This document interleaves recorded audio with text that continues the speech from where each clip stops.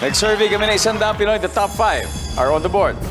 Kung haharap ka sa salamin sa hating gabi habang hawak ang kandilang may sindi, ano raw ang makikita mo? Go! Alma. Ang mukha ko. Siyempre. Ibang tao.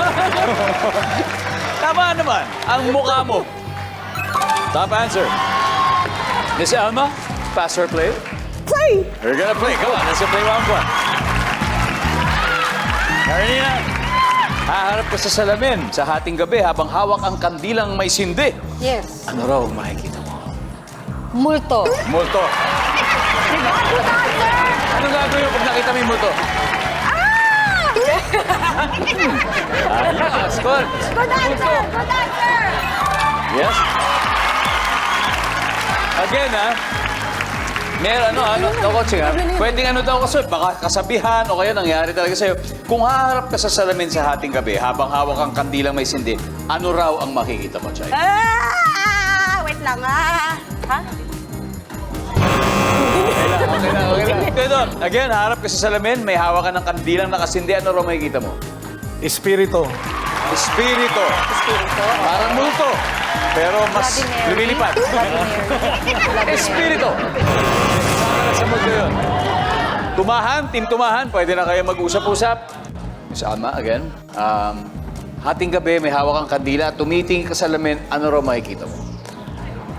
Manananggal. Wow! Manananggal?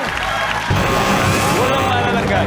Guys, team tumahan, eto lang pagkakataon. Mr. Nico Manalo?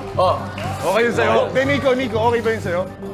Oo, okay ako. Sige, feeling ko makikita namin yung yung kandila. Yung kandila. Kung may muka, yung kandila. Ako, yung uso. May uso. Diba? Usually ganon. So, kandila. Paring boom. Bahala kayo sa buhay nyo. Hindi. Yung reflection. Kandila.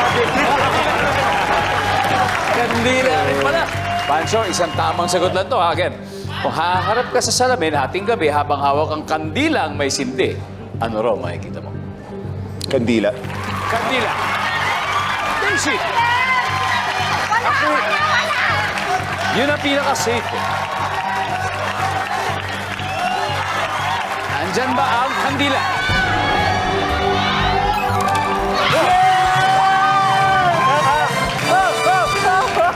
Next, tingnan natin number 5.